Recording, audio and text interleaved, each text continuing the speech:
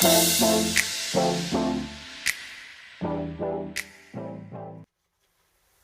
and welcome to Essex Modified. This is our latest episode today. This is based on our EP3 turbo kit that's been supplied by Tactical Racing. Just like to say, we're not sponsored by Tactical Racing in any means. This is just a review video on literally the turbo kit we bought from them. So we're just going to give you a rundown of what the kit comes with, sort of go through how the kit is, what problems we ran into, what we had to sort of buy as a minimum. Just a review, guys, so you can see beforehand, before you buy the kit, of what it's like. Okay, so this is the nearly finished product. As of now, it's had a base map on it from JCal, just so we can run it up and see if we've got any issues anywhere, you know, oil leaks, stuff like that, because the less that we've got to do with on dyno day, the better. So let's just have a rundown anyway with what the kit comes with. So the kit itself comes with a Max Speeding Rods GT30 Turbo with external wastegate. That is supplied with all the fittings and gaskets, so it comes with like an oil restrictor as well. It comes with your, you know, your AN10 drain on the bottom of it. It also comes with your Pulsar wastegate, external wastegate. It also comes with your screamer pipe and your downpipe, which is a 2-piece downpipe as well. That is built by Fab, which is an absolutely pucker built exhaust. What else have we got that comes with this kit? We have got all the gaskets that would come with it for like your manifold, stuff like that, your downpipe gaskets. It also comes with a log manifold. This is the log manifold setup, not Sidewinder rather. It will come with your Cytec fuel pump, which is a nice fitting fuel pump. That is literally a drop in the original place. You don't got to modify the basket or anything like that. It's literally just pull it out, fit it, and job done. It's that simple on there. There's no cutting and shutting of the wires. You won't got to solder anything in there. It's all existing, so that's really good there.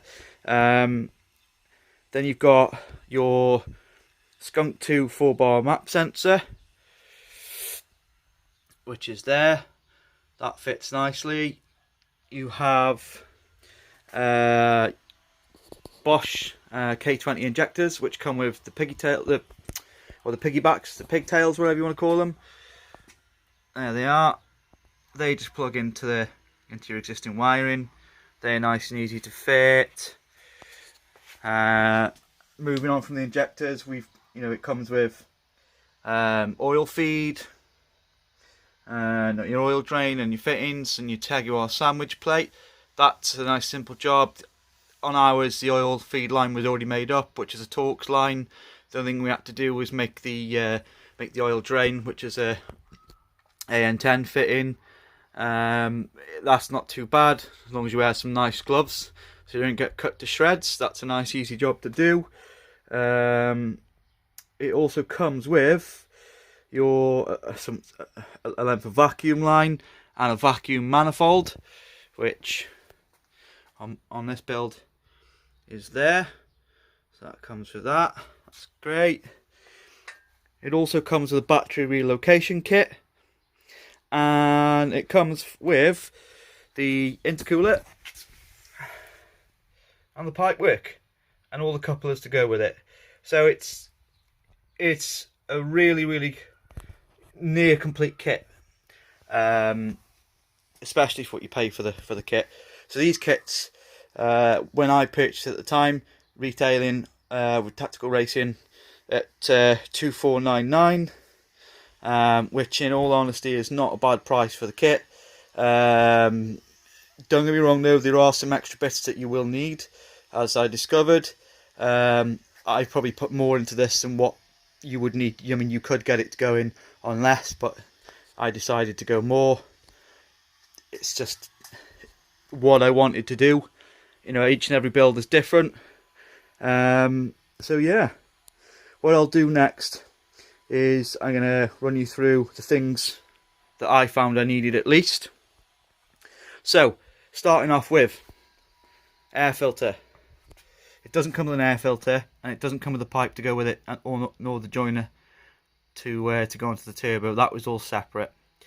So that was we've got a 4-inch joiner with a 4-inch pipe, and obviously onto a suitable air filter then to go onto the pipe, which is also 4-inch on the entry. It didn't come with any of the with the Jubilee clips neither for that, so they are all extra.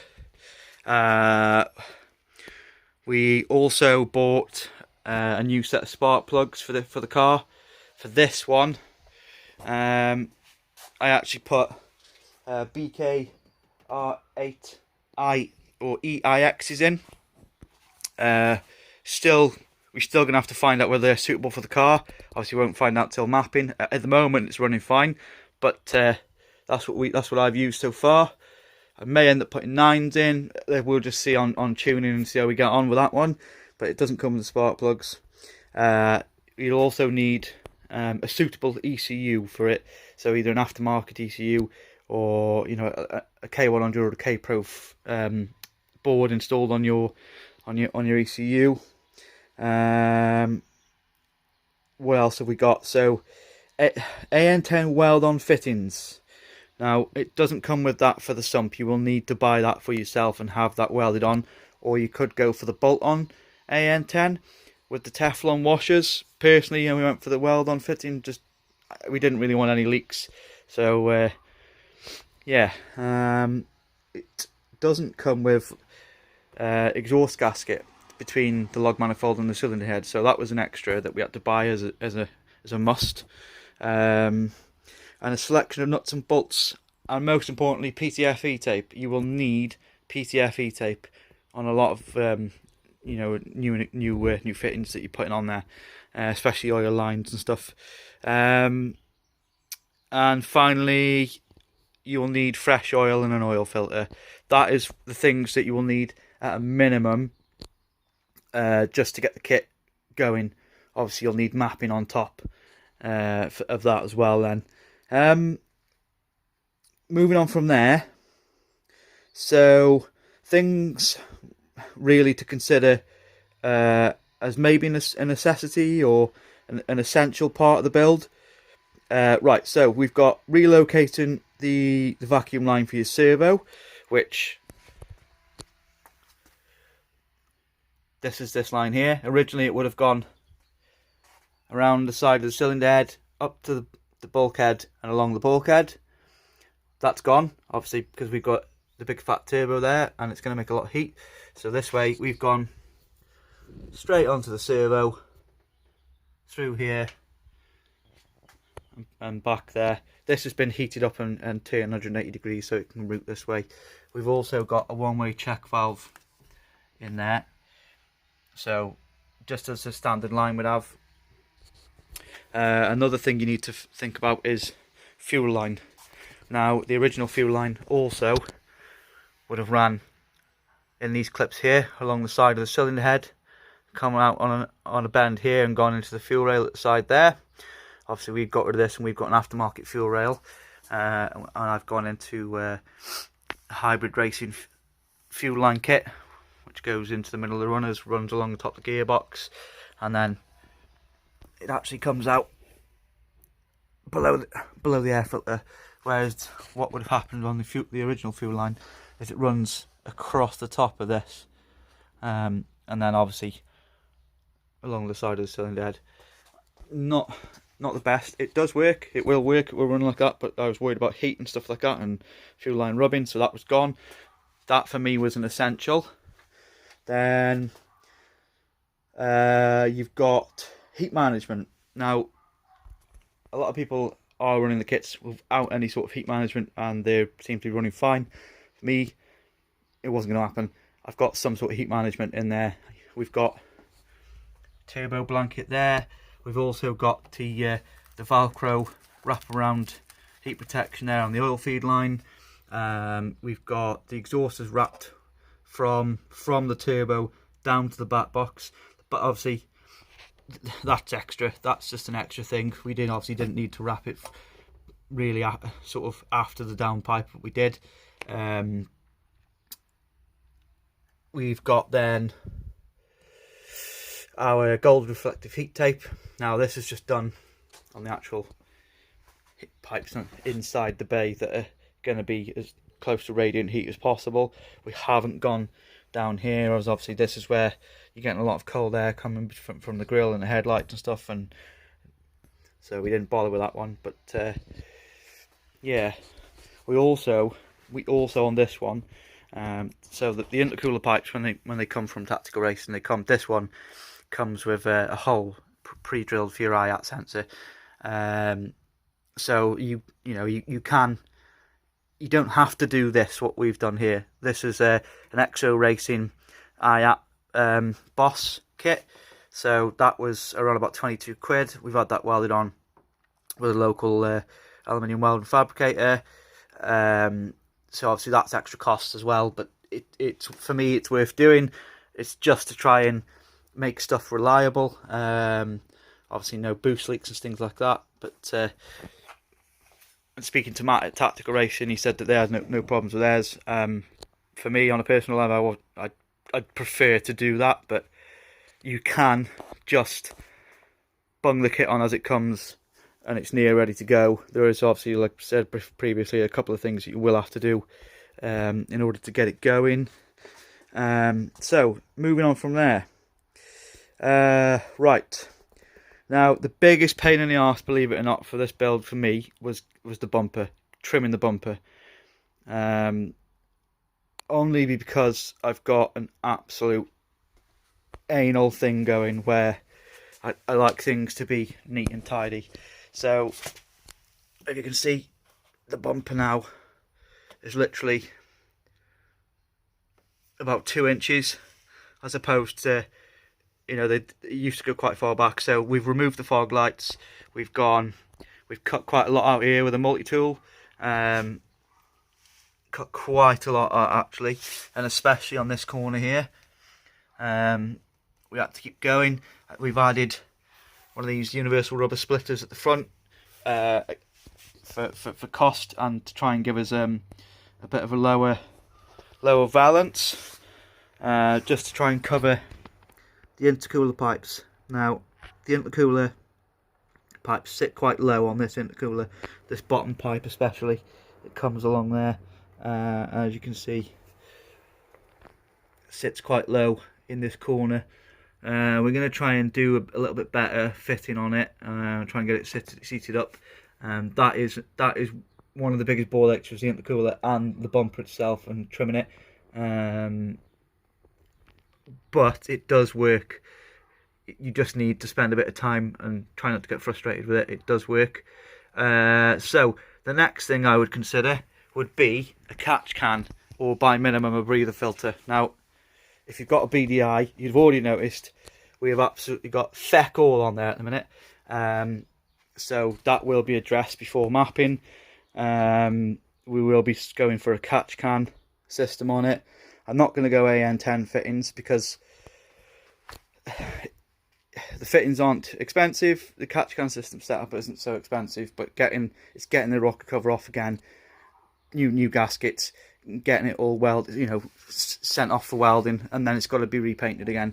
So that'll be done at a later stage, I think. For now, there's more important things to be doing once the catch can's set up, which I would recommend you do, because this is now boosted and we'll be pushing a lot of blow by, I would have thought, past the pistons, and it'll all be coming out more or less from there.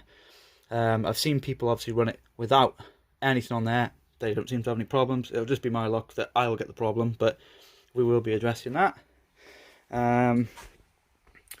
Moving on from there. So, pros and cons. So the pros of this, it is a budget kit. So it's designed to do exactly what it says on the tin. It gets you boosted for not a lot of money, which is a really good thing, to be fair, especially if you're chasing power in your EP3 or wherever you've got K20'd, which is hard to do NA after a certain point and is not very cost effective. So that's the pros of this. It also does come with a lot of named and branded parts. It's not all just cheap budget or Chinese parts. So, you know, like the injectors, they are Bosch. You get your Torx air lines. On top of that, and you've got Skunk 2 map sensor. You also come with, as you can see it, but your Mach 3-port boost solenoid.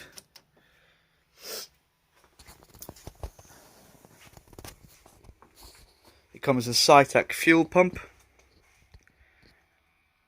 and that's about it as opposed to quality branded parts. The others then, obviously your turbo's max speeding rods. So we'll see how that performs. A few people obviously got these in builds on in and around the country, and they seem to be doing pretty well. So we've yet to see how that lasts. Now obviously the downpipe. The downpipe is built by AH Fabrications. That is an absolutely quality built exhaust. You cannot fault that at all. No fucking problems in fitting that exhaust. It fit really well. The only ball ache it had.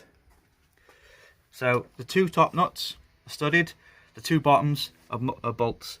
Now those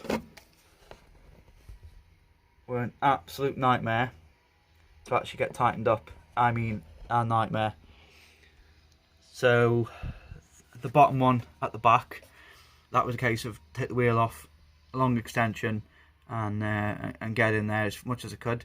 Then for this one was a case of use your fingers until you can't do that no more. And then to finish the both of them off, we got a stubby spanner, open-ended stubby spanner, and sacrificed it and cut it down so it was quite small, just so it would fit in between the bolt and the rocker cover, because I didn't want to take the rocker cover off. I could have got a bit more space, but then you're risking dropping shit in your cylinder head. I didn't want to do that. So yeah, that's that. So overall fitting of the kit is relatively easy. One of the biggest problems, as I said before, was trimming the bumper and intercooler fitting. So on this one, I've got rid of the crash bar because the intercooler obviously sits quite low. So I wanted to raise that up as much as I could. So what we've done here, we've got rid of the crash bar in the middle, and if you can see, what we have added in there, inch section bar, and that goes in the original holes on just under the headlights. It goes across to one side to the other, and she's bolted in the original places, but it sits higher up than the actual cross member itself, so it's give us a little bit extra clearance as opposed to it sitting down. It's also nice and strong as well, so hopefully it'll do us a couple of favours on rigidity and overall strength. So that was that bit. The next biggest ball ache we found with the kit is there is no bracketries, so you will have to make brackets if you want things in tidy places. Especially like the wiring and stuff. So for wiring and pipes, we've gone P-clips, and we've put them into existing places as best we can. So that sorts out for the wiring. We've bought extra conduit to wrap stuff in. This one here, obviously we've built a custom bracket to go off the original throttle cable bracket, so we can clamp this pipe up and hold it up. We've made brackets for the boost solenoid under there, so as opposed to it just sort of floating around or being on cable ties, you've got somewhere for it to all sit. What I didn't want to do with this build was have shit just hanging around, floating around, because doesn't look good. It looks bollocks. So that was one of the next biggest ball aches. There will not be any bracketry. You will have to make your own. Or, if you're happy enough with having shit flapping around the engine bay, do it that way. So, there's a few things to consider. Yes, it is, for the money, you can't really fault it for what you pay for it, especially what's out on the market at the moment. Don't be wrong, I've seen cheaper turbo kits on the internet. Would I want to go for one of them? No, because they look like a bag of shit. This one, to be fair to Tactical Racing and the boys over there, this one, for what you pay for it, to be fair, is really good. But the little bastards just released another kit, which is a Sidewinder Kit. If you haven't already seen it, go and check it out at Tactical Racing. He's got log manifold and Sidewinder kits available now. The Sidewinder kit retails at $3.5. I think it's $3,499, which again, really good price for what you get. It's based very, very similar to the kit that's here today on the video, but you're getting Sidewinder. That's the way we'd have gone if the budget would have allowed it to. But like what this video is about, it's a budget turbo kit. We tried to keep it budget. However, I will say this: it did not quite go to budget. There was a few things I didn't foresee. Obviously with all the extras as well. So fuel rail, the fuel rail pressure gauge. We've got all the heat tape, turbo blankets. All the heat management stuff was extra. Of course, with the air filter and pipe work, the what we've got extra as well. Really, we've gone like all the Jubilee clips from Mishimoto there and gold. So when you add all those up as well, they're not cheap. I think we've got about 100 quid's worth for Jubilee clips. Heat management was overall, I've got an absolute abundance of heat management left, but overall I think I spent about 160, 170 quid on heat management.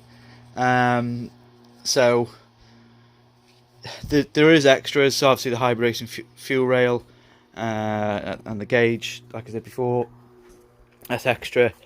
You've got the IAT Boss. So we're also running, this is a good thing to mention, we're running a 70mm throttle body from how it was NA before. Now, if you're going to go for this kit, it will come with an adapter to go from standard throttle body to this pipe. So it will not fit your 70mm throttle body. This is a 76mm down to a 63mm adapter that was purchased from ASH as an extra. So we got a couple of silicon joiners we had to buy extra as well. So there's just little bits in here that this decided up, added the total up, and it went. We also paid for the base map with Jesse at JCal. That was extra. So by the time we paid for final mapping and all the extras, I think the total was around about 3.8, 3.9. So we have spent a little bit more than what we wanted to, but it's worth it at the end of the day. You could, as I said, you could slap the kit on, smash it on, and run it and probably have no problems. But it'd just be my luck for me to do that and then end up with oil leaks or something like that, or anything. It's like you could end up with some sort of problem that you didn't foresee. So that's what I've done with mine. I've gone the extra mile, put the extra bits on, and I'm hoping that it pays off. Hopefully it pays off. Fingers crossed. So we'd just like to end the video there, guys. We'd like to just say thanks to Matt at Tactical Racing for his absolutely amazing customer service. I have badgered the shit out of him, and he has been absolutely amazing. Picking up the phone to me at stupid times. I don't know why he does it, because I know if my fucking phone was ringing on a Friday night while I'm trying to sit at home having a beer, I'd be like, who's this knobhead? So nice one, Matt, for that. You've been an absolute angel. I can't thank him enough.